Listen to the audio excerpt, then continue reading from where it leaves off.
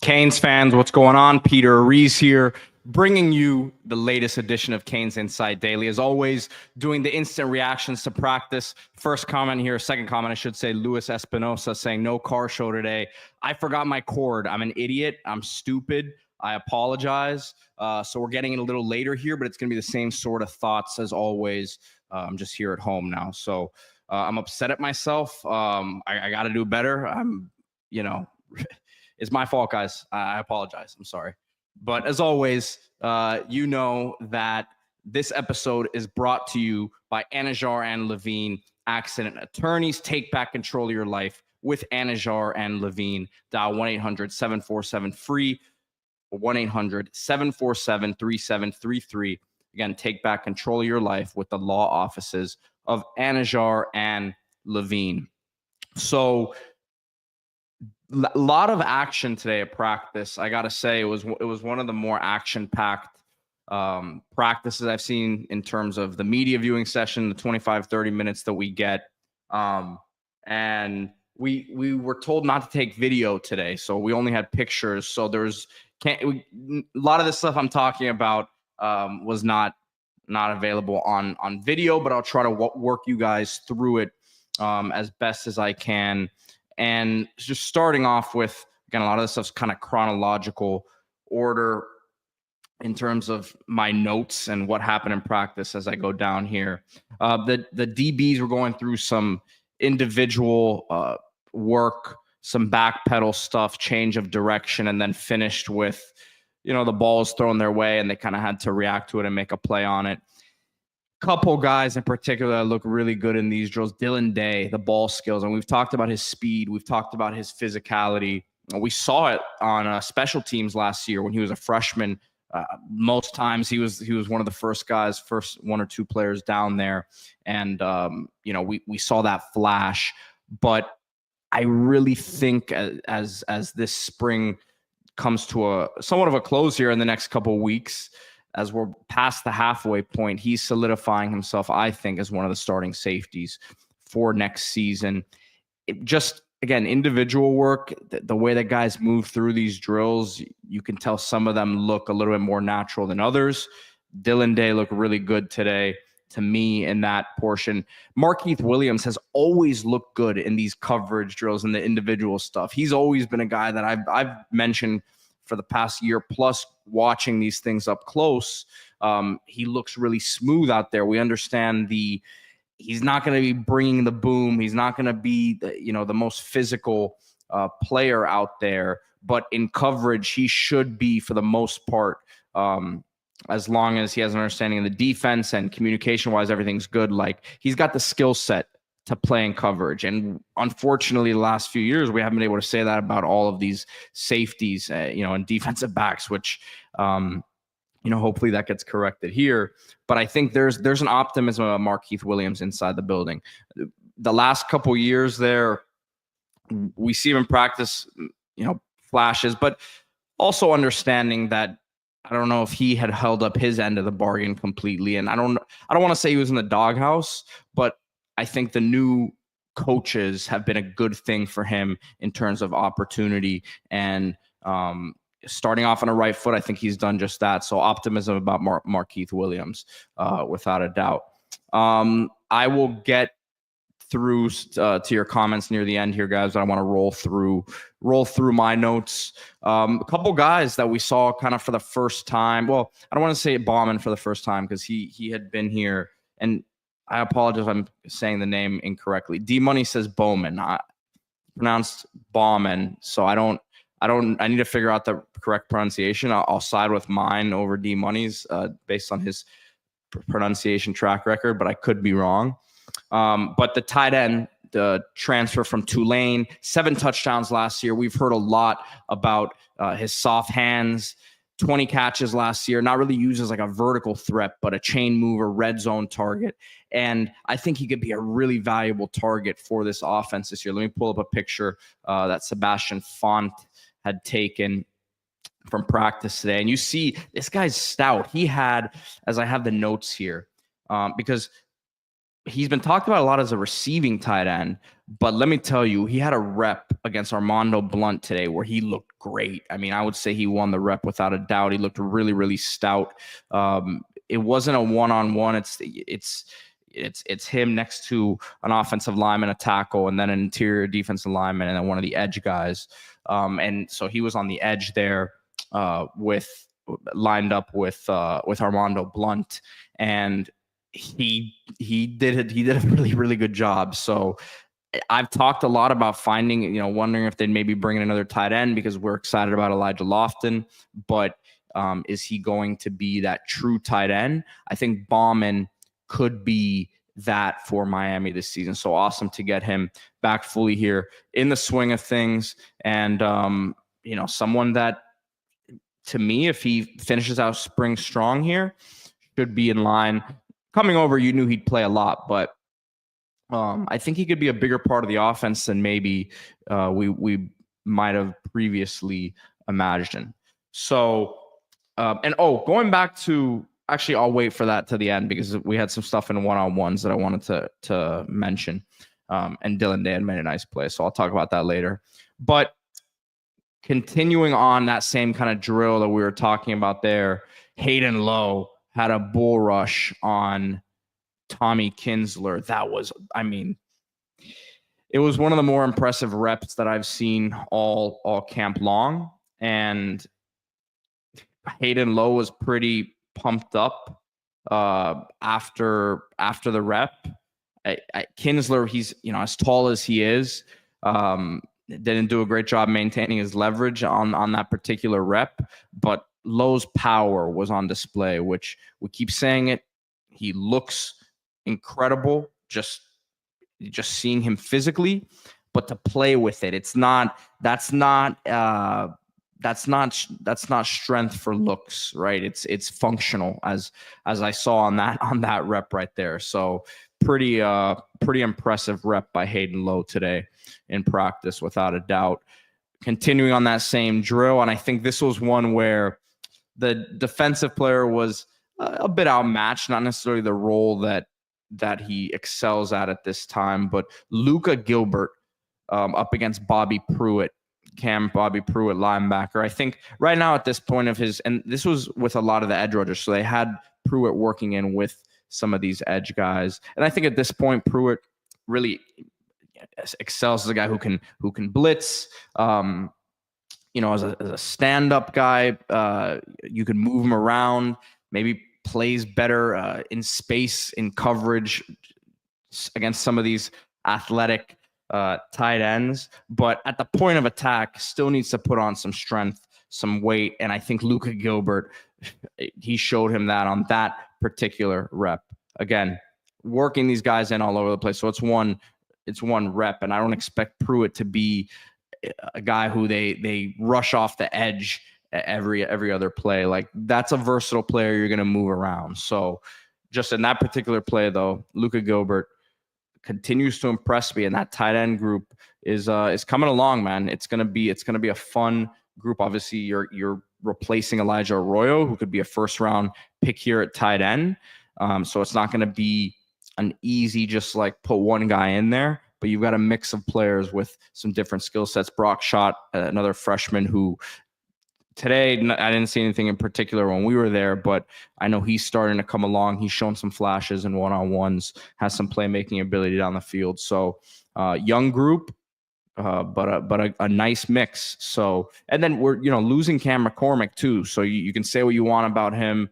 But the guy played a lot of important snaps for Miami in short yardage as a blocker, in goal line situations, converted as a pass catcher, as a receiver. So that's an important player to replace. Like, that's an important role player to replace. And I think they've got the pieces for it, the more that I'm starting to see. So we'll see what happens there. But good to see the tight end transfer, Alex Bauman, coming in there and seeing him healthy out there. So keeping it moving. The other guy who we saw for the first time today was CJ Daniels, LSU wide receiver transfer, obviously former Liberty wide receiver. And when the receivers came in from from outside, wide receivers coach Kevin Beard. He saw all the media on the side, and he was yelling, "Siete's in the building! Siete's in the building!" So obviously number 7, and Coach Beard was very pumped up to have him out there. And he was dealing with that lingering foot issue all last season. Brian Kelly had really good things to say about him, his toughness and work ethic, but acknowledged that he was not 100% at LSU last year. And hopefully now should be 100% ready to go, as he was practicing here today. And hopefully can be that. Everyone's pegging him as that Isaiah Horton replacement. They're not the same exact player, but I think he could be a similar thing in terms of replacing some production. I'm going to pull up the picture here of him. Good size on him. One of Miami's bigger wide receivers, Josh Moore, probably Miami's biggest receiver right now, coming in as a true freshman. But you see Daniels here, a good 6'1", 6'2", and got some strength to him, got some good play strength. It's all going to be about how he's moving out there. We didn't really see too much of, at least I didn't see too much of him when the one-on-ones were starting. We were getting out of there, and I didn't really get to see any of his reps. So, but I will say this: I don't think they would have him practicing right now at this juncture of spring if they didn't believe he was ready to go. To answer this question, and I'll get into some of your more comments and questions here, guys, but Johnny Lagoon asking how he's moving. Unfortunately, I didn't see too much of him because they had just come in from outside when I saw him.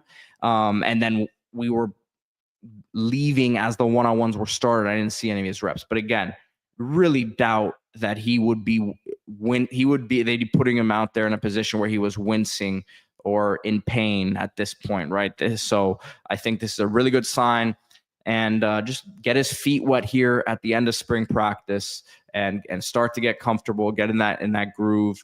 But physically, man, looks the part. Cultural Critic says, yeah, he's a legit 6'2", and having seen it today, and you see it in this picture, that's Ray Joseph there, who's not a super tall receiver, but he had some legit size on him. So that's nice body type to add to the room, without a doubt. Let me pull my notes back up here, as that was pretty much all I had to say on CJ Dan. It was just great to see him out there. Let's get into the one-on-ones, and I just kind of explained to you guys, didn't get all that much time. We were getting escorted out as those were starting, but we got very lucky because we saw about 3 plays, and to me, the 3 of them we saw I thought were all impressive. So Dylan Day, really nice pass breakup on Elijah Lofton, breaking route, middle of the field, one-on-one. And we understand Lofton can use his body, kind of box people out. Dylan Day made a nice play on the ball, kind of over the top, high pointing it and breaking it up. So Dylan Day, again, I mentioned how he looked in the individual drills and how he's looked pretty consistently all spring. And then in this one-on-one today, really nice play against Elijah Lofton in a situation that was it a perfect throw? I don't even know. On all of these guys, I wasn't even really paying attention to who the quarterback was. There's no pressure in the quarterback's face. So I'd expect these throws to be made. I'm not saying it was a bad throw, but either way, it was a very nice play. I think that Lofton probably would have wanted to have it back as well, but that's what these battles are like in practice, without a doubt. So the next one would be Ray Joseph, deep touchdown back of the end zone over, I believe it was Chris Ewald. And I didn't see what happened in the beginning part of the route to say that, Ewald did this or that, or Ray just blew right by him. I mean, it's not like there was 5 yards of separation. Ray just got past him, at least again, from what I saw at the end of the route there, and had already had a step or two on him.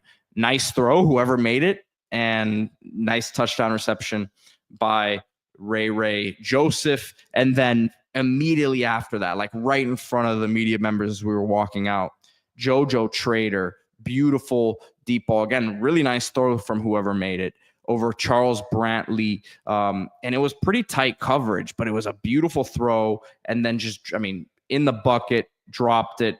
Nice kind of over the shoulder reception by JoJo. So smooth. I mean, it was again, really nice throw. I wish I know who had made the throw. And then, but the reception was awesome by JoJo, kind of shielding off Charles Brantley, who was just behind him.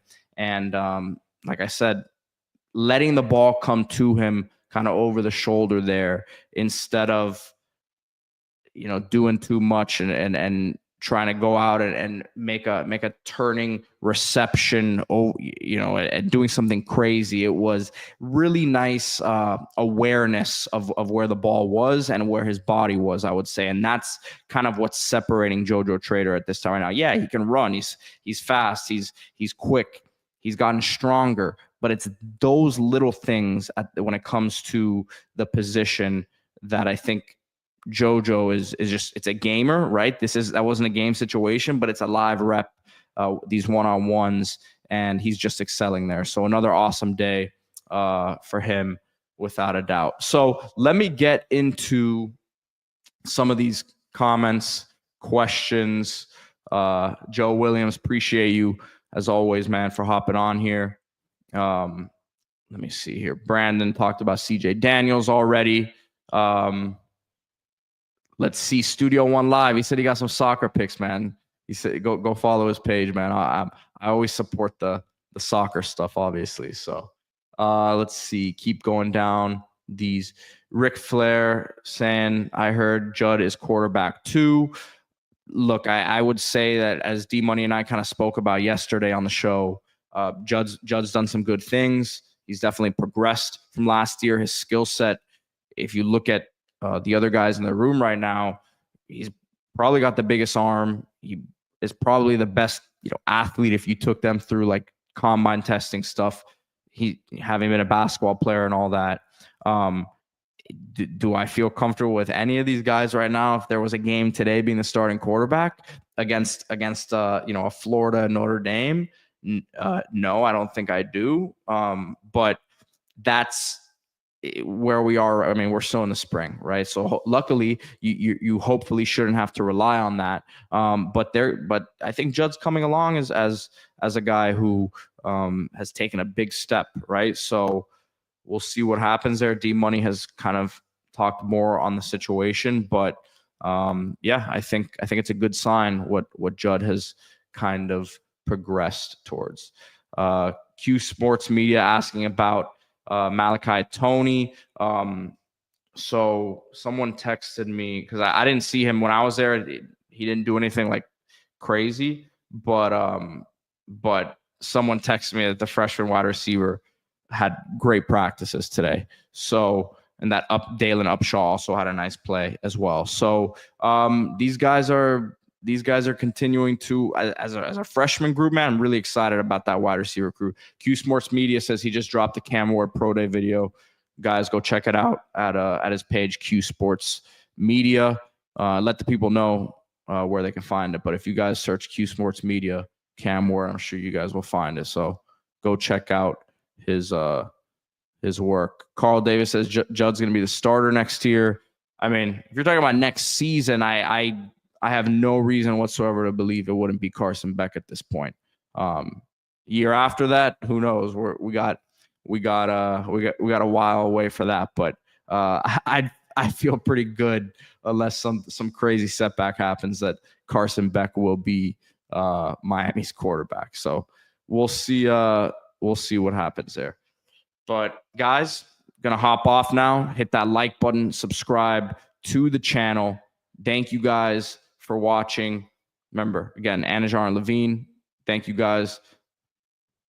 Hit that like button, subscribe to the channel. Go Canes.